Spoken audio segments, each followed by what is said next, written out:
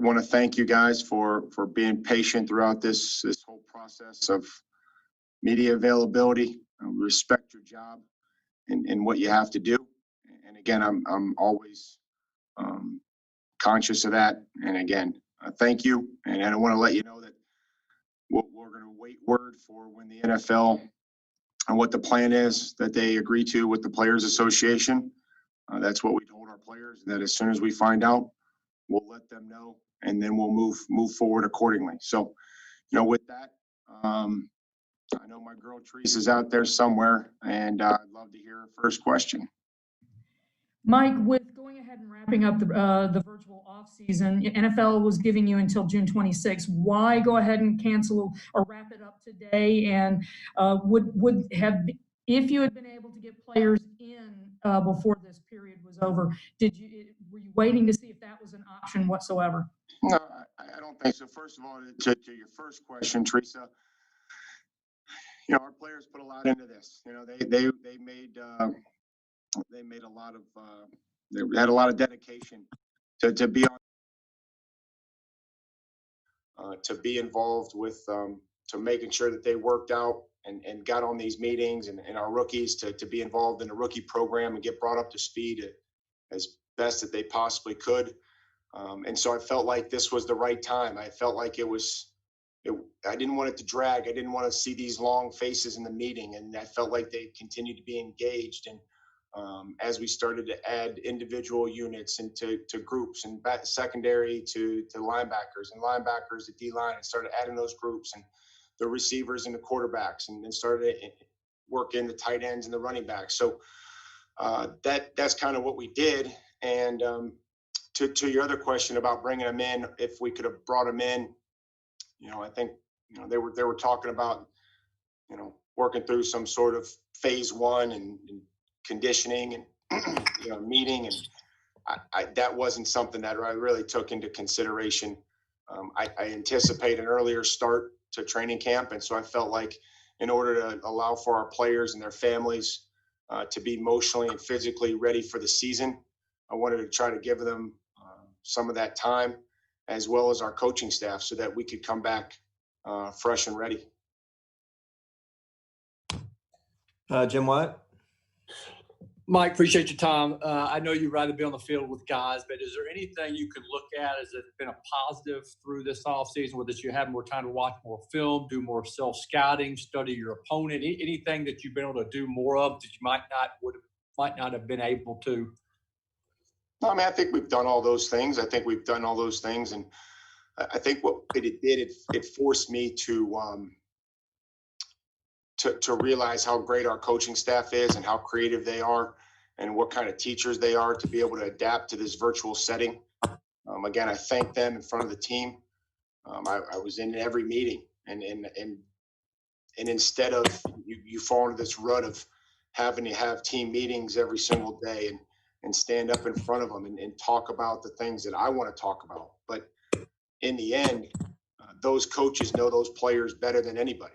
And those 6 running backs that are in that room with Tony Dews, working through protections and working through routes and working through run schemes, that's what I felt like they needed. And so that's what really it forced us to do, was to break things down and to have a lot of individual meetings so that these guys could improve on their details within the calls and the time to come together, which we have to as a football team and obviously as a society is going to be when we get these guys back for training camp.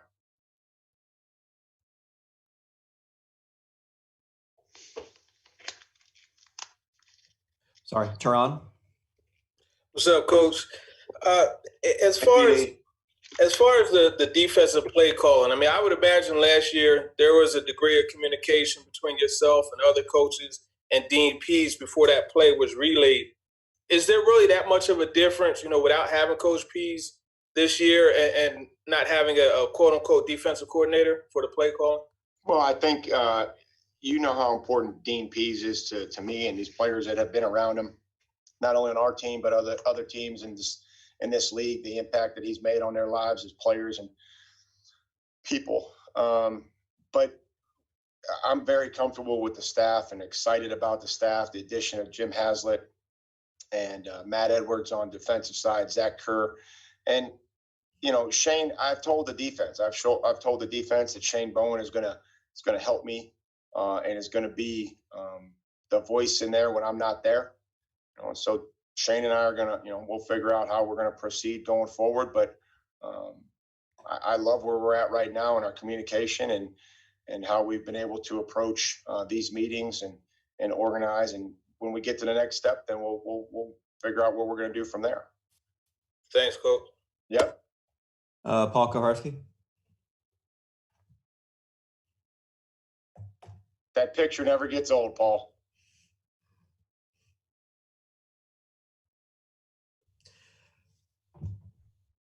I think you're muted.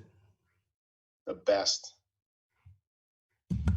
Thank you, Mike. All these other people hiding so that you don't know what they look like. What? I know what they all look like. Last year you talked to the. Is that your senior picture, Paul? Is that your senior picture? No. Oh, you had hair when you graduated high school? A couple of years ago. Graduated a long time ago. Last year you talked about like not knowing what you had in the running game because it's the nature of OTAs that you just don't know. No. How much more don't you know given the circumstances coming out of this offseason and not having guys on the field and it just something is the fact of life at this stage? Sure. I mean, you don't know what their conditioning level is. That was something that I could, as a coach and Frank, Todd, we could monitor their conditioning level. It's going to be important that we focus on fundamentals, making sure that we don't just gloss over the fundamentals when we get to camp, because the phase 2 and the phase 3 that allows for fundamental football, without pads during the spring. And so those are things that I've been thinking about, making sure that we don't just gloss over and say, hey, let's just rush into 2-minute or all these situations when we have to make sure that there's a foundation and a base for our football season, which when everything that gets tough, you have to rely on fundamentals. And so I'll be conscious of that to making sure that we don't gloss over that. And that's the tackling and all those things that you talk, all those fundamentals for each position and for each side of the ball security, take care of the football, trying to get the football out. All those things can't get glossed over because we've missed, a few weeks of that. Ryan took the guys to play paintball, it sounds like yesterday, which is the kind of thing you would have done maybe at the end of this thing before you wrapped it up. How much was the quarterback acting almost in your role through some of this stuff without you being with them? I think that player-led teams are always going to be, I would think the better team. John and I can hold players accountable and we can do our best, but the best teams that I've been a part of have been, player-led, and the players hold each other accountable. And John will still have a large factor in that, but that they can lead. And, I thought that was great. The guys that went out there and did that with Ryan. And so, we had a team meeting and then asked if to hear from guys. I didn't want to make it formal and call on guys, and the guys that chose to speak, I appreciate it, because I said, at least you guys we're all speaking the same language and we see it through the same set of eyes. And they talked about reaching out to guys and making sure that you're still finding ways to stay in contact with players in your position group, or making great decisions about when you do things socially or when you go out, or making great decisions on when to train and when to take vacation. So all those guys that spoke, I was proud of the things that they said in there. Thank you. Buck. Hey, Coach. Things been settling in back now that you're back in the facility this week? Well, it's just good to be back here. This is our home away from home. It's where we're comfortable as coaches and players. And I feel bad, for them that they can't come in. And I understand, and I'm not complaining. I'm just saying that these guys have a routine, and these guys that have chosen to make Nashville their home would normally be able to come in here and be able to train and be able to use our training room. And unless they're on the rehab list, that's not possible. So I'm thankful that I can do it, but I'm also somewhat, sad that our players can't, and then they have to find other ways to prepare. Eric? Hey, Mike. I wanted to ask you about something that you had brought up a couple of weeks ago when you kind of popped on that conference call when you acknowledged Sure. your privilege. We spoke with Ryan Tannehill yesterday, and he brought up how Kenny Stills was somebody who helped him to sort of educate him of his privilege, of social injustice in general. So I wanted to ask if there was any player or Black teammate, or maybe even somebody you coached that helped open your eyes, so to speak. Well, I would say that I been very fortunate since the time that I entered into the National Football League to be around great players, and a lot of them, African American. Dermontti Dawson, Cordell Stewart, Levon Kirkland, Greg Lloyd, Carnell Lake. I mean, these guys were men when I was a boy, when I was a 21-year-old naive defensive end from Ohio State. And then that transitioned on to the New England Patriots and players like Willie McGinnis and Rodney Harrison, Lawyer Malloy, Ty Law, Troy Brown. So when you look at our football team, and you listen to them and you hear their experiences, you have to try to find some empathy and understand that we shared, as we grew up and as we are today, different experiences. And they talked about the pain and the numbness. And when those players say that, and the apprehension to make a stand in fear of losing their job or not getting a career off or started, that maybe they were a young player, that's real. And that's something that we now have to take notice of and try to help them and make this a positive change for everybody. David Buckler?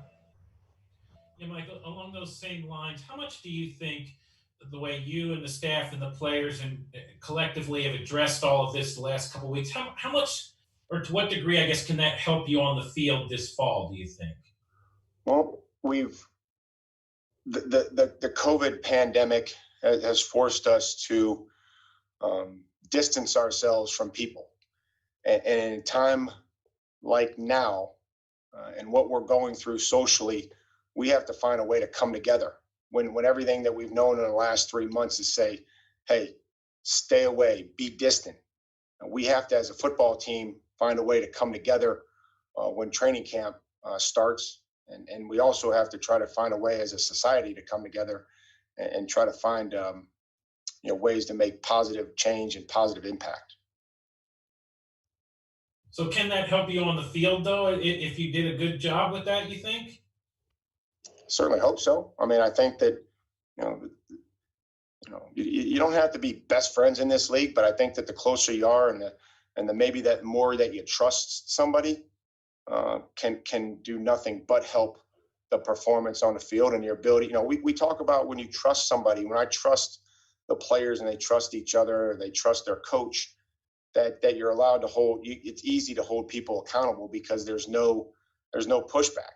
They trust you that what you say is true, and they respect that. And if they say, hey, you got to pick it up, or you're not playing as hard as the next guy, or you're making too many mistakes, then when you trust somebody, that's easy to recognize and to fix that. But if you don't trust them, I feel like it's just a personal attack. John Glennon? Hey, Mike.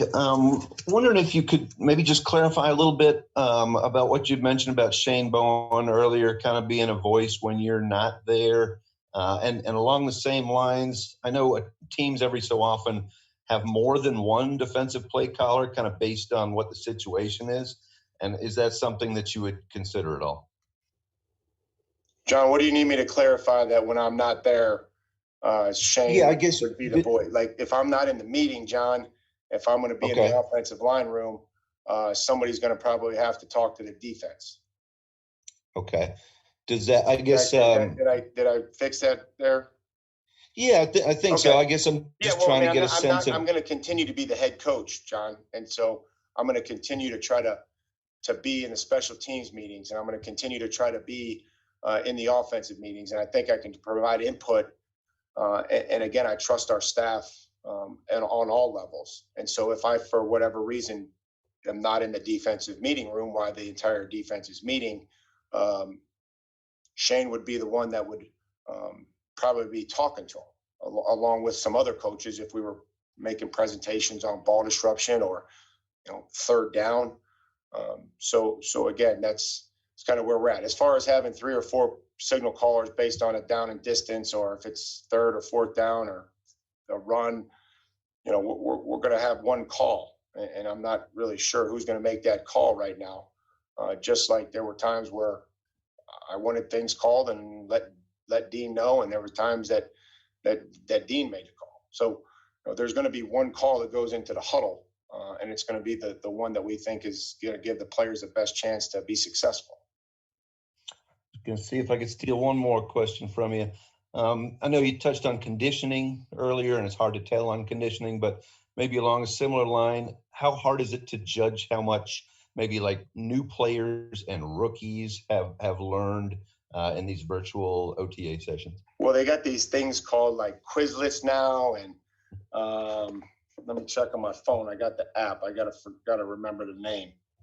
But you go on there and you press in their code, and then all of a sudden everybody's on there and they're going against each other, and you get points for like time and getting it correct. And so we do a great job of being creative and testing the players, each week, whether that's through a Jeopardy type game or, again, just trying to keep them engaged and get the group together and see how everybody's learning. You ask them questions through virtual settings. The one thing we do is we ask a lot of questions. We try not to say, hey, does anybody have any questions? Because usually nobody raises their hand except for media people. But normally if you ask a group full of football players, hey, does anybody have any questions? They're not going to ask a question. So you have to do a lot of direct teaching, and you have to ask questions so that you can identify who knows the material. And if they don't know it, then you can fix it quickly. Gentry? Yeah. Hey, Mike. I wanted to ask about Derek and how you're kind of viewing his role moving forward, both on and off the field in terms of leadership, which I know he took a lot of steps in that last season, but also, last season ended with him playing such a role in these playoff games. I mean, how sustainable do you think that sort of thing would be moving forward?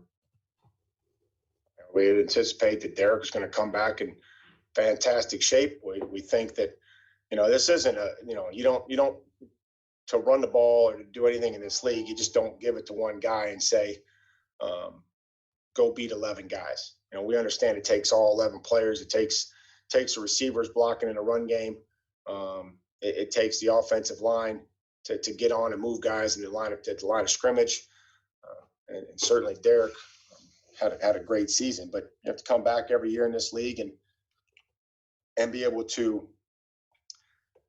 do something better because everybody else is trying to get better. So I think that the leadership is something that he'll continue to develop, and it's hard in this virtual setting. It's very difficult, because there's some guys that, I would say during those off-season OTAs and those phase 1 and phase 2 is when they're conditioning, and guys see how hard they work and how committed they are to taking care of their body and the nutrition. And that's probably something that Derek, I think, would strive in which he has done in the past. And maybe not the biggest vocal leader, but I think he does a great job of leading by example when he's here. And so those are things that we're going to have to get back to when we get back to training camp.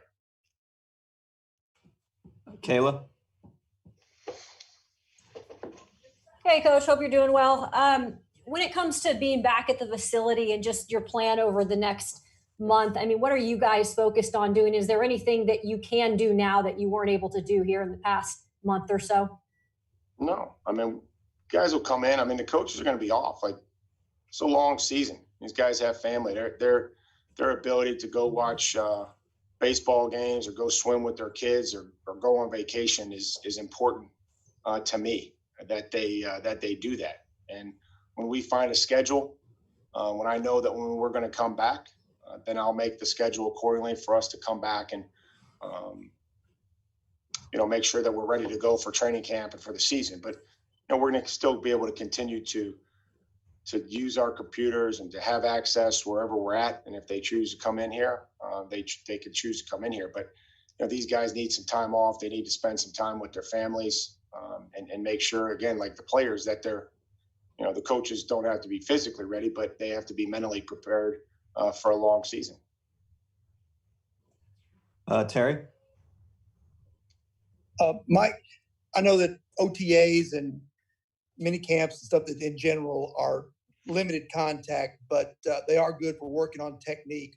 With no contact this off season in terms of being physical or anything like that, do you worry that technique will suffer and that's something that you'll have to be extra careful to watch for during training camp?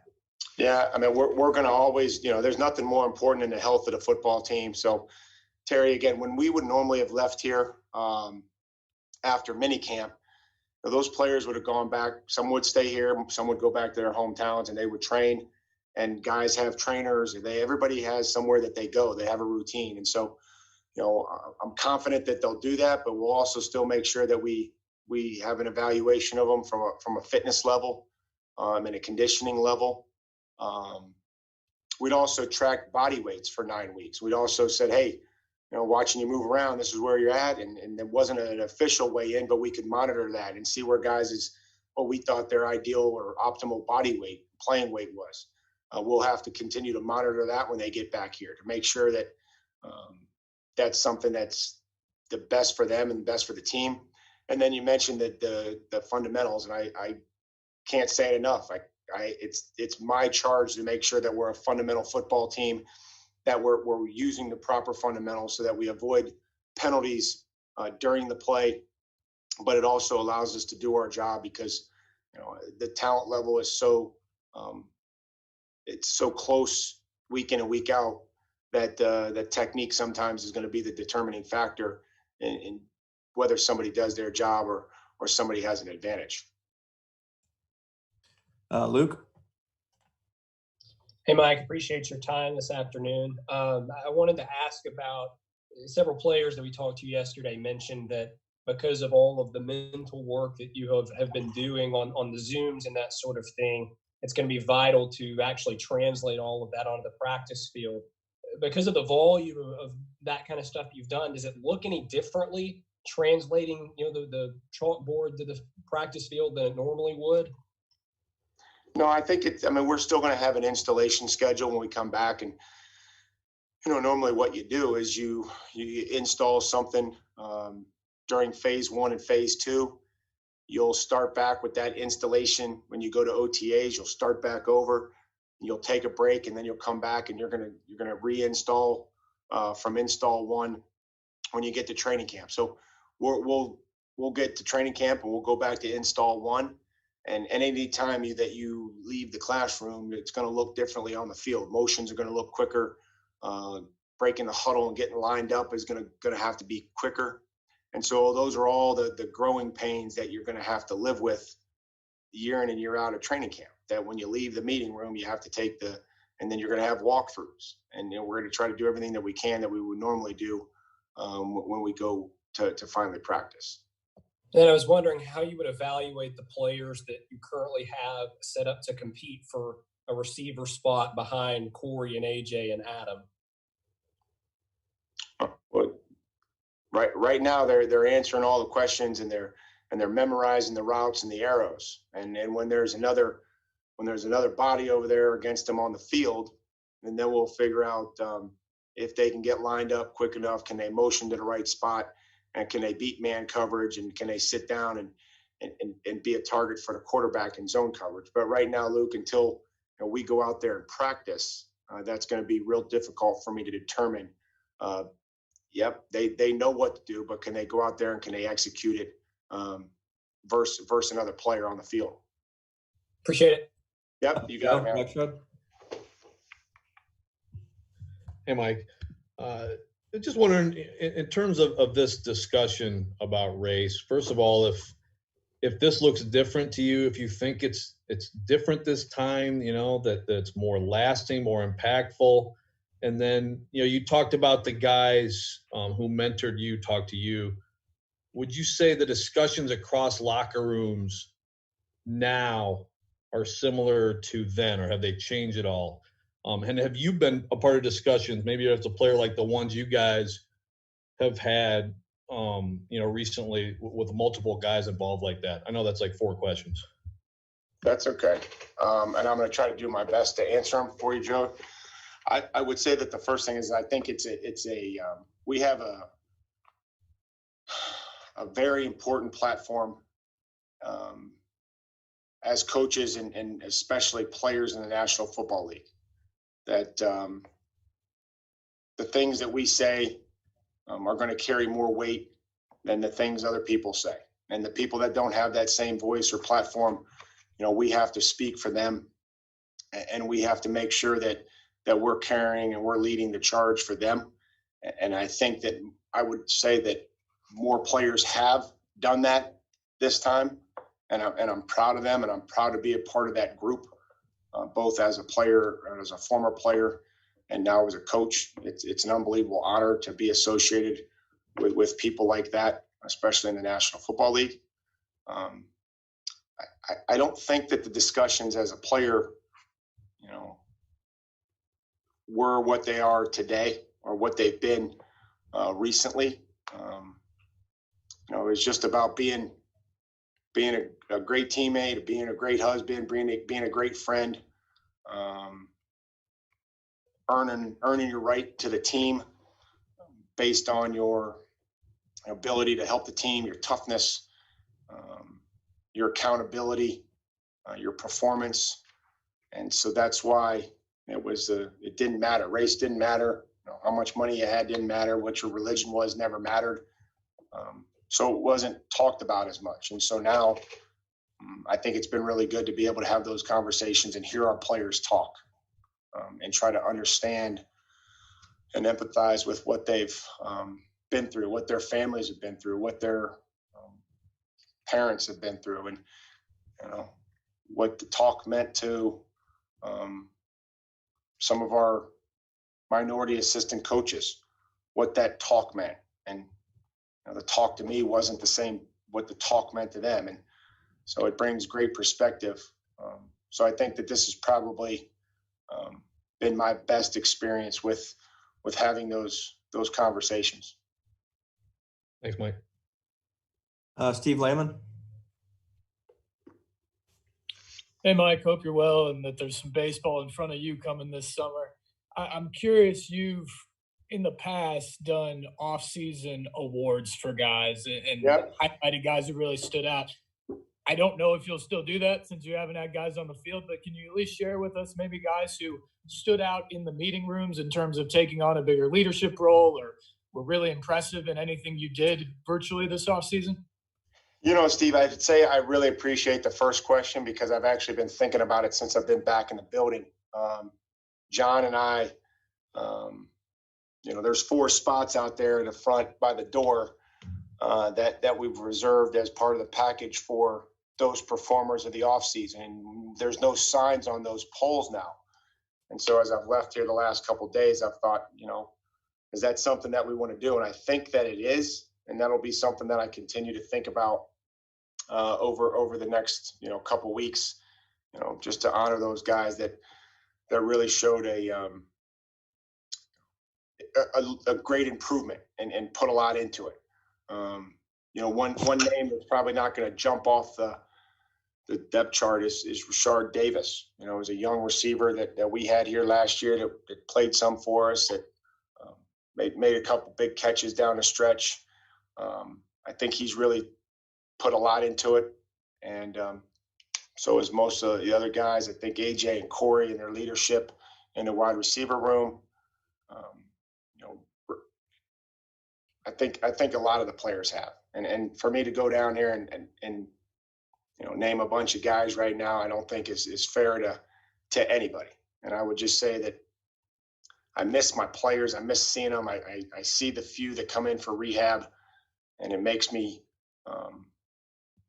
realize why I want to do this and coach and try to make an impact on these players. And so when we get back to training camp, we're going to, you know, everybody's going to compete and everybody's going to have an opportunity. Some guys will have more opportunity than others. That's how it goes. But everybody's going to have an opportunity, and hopefully they've done enough to take advantage of it when they do get them. Just got a few more left. Chris Harris. Yeah. Hey, Mike. Going back to how you just talking about the trust with the players conditioning themselves, you know, obviously many of them work with specific trainers as far as what they do. How cognizant are you of the training world? And is it like a situation where, well, these guys are working with this specific person, so I know that they're doing well? Everybody's got a guy, you know what I mean? And I think that we send out suggested voluntary workouts, you know, through an app that the players can choose to do and they can choose not to do. As long as they've got one foot going in front of the other and the bar is going up and down and they're working hard, that's all that matters. I'm not really involved with, you know, who the gurus are in the strength and conditioning world. I think it's about the effort that the individual that's actually training puts in, not whether, you know, somebody's world renowned on Twitter or Instagram. Thank you. Last two follow up from Teresa. Mike, you mentioned hopefully having a little bit of more time for training camp. How much time would you like to have, and how different might this preseason look? There's talk that maybe the games get cut down. Teresa, I don't think I said that I would like to have more time for training camp. I said that there may be. So apologies on that then. What's that, Teresa? Thanks for correcting me. That's okay. I mean, whatever they tell us, Teresa, that's what we're going to do. And if every person has to walk around 6 feet apart, we're going to walk around 6 feet apart. And if we have to do something to change the locker room, and there can only be 15 guys in a weight room at a time, and it's got to be wiped down, and that we have to change our meeting rooms and put them different places and make sure that we have space, and the team meeting room can't be in a team meeting room, like, we're going to do all that. Like John and his staff and our operations staff with Brett Akers and Chris Matuzak and Stretch, like, they're going to be on it, and we're going to have it, and we're going to do what's best for the players like we always do. All right, last one, Jim, what? And that kind of leads me to where I was going to, Mike. I mean, have you thought about having the potential of having a lot of meetings in the bubble, a lot of meetings outside? What are some of the other things that are on your mind as you look ahead to late July and August? It's just the flow of the player when they walk in the morning, and try to do that and see what that looks like. Like, how many guys can be in a hot tub? How many guys can be in a training room? How many guys can lift, and what time you want to lift? And some guys like to lift before practice. Some guys like to lift after practice. What the flow through the lunchroom looks like, and how the boxed lunch has to be, and no buffet. How many guys can sit at a table, and how you space that out. The meeting rooms, like you mentioned, you know, how do you do a team meeting room with 90 players, and how do you do an offensive and defensive unit meeting? And so we're looking at all that, Jim, and I'm confident that everybody within the organization is going to help us do that and make it as seamless as possible. It's going to look different. I mean, I told the players it's going to look different, but, you know, we're still going to be here for a reason, and that's to prepare for a season, a successful season. Thanks, Coach. Time to get the guys, RV thank fired you up. so much. You guys be safe. Continue to spread our players' message. I appreciate every one of you. I know I don't always come across that way, but I do. And I've been here 2 years. I have a personal relationship. You guys have supported causes for me and for this organization. And again, stay in touch. And I wish you guys nothing but the best, and be safe and have a great summer. Thanks, Mike. Thank you, Mike. Thanks, Mike. Appreciate it. Thanks, Thank you, Mike. You too. Thanks, Mike.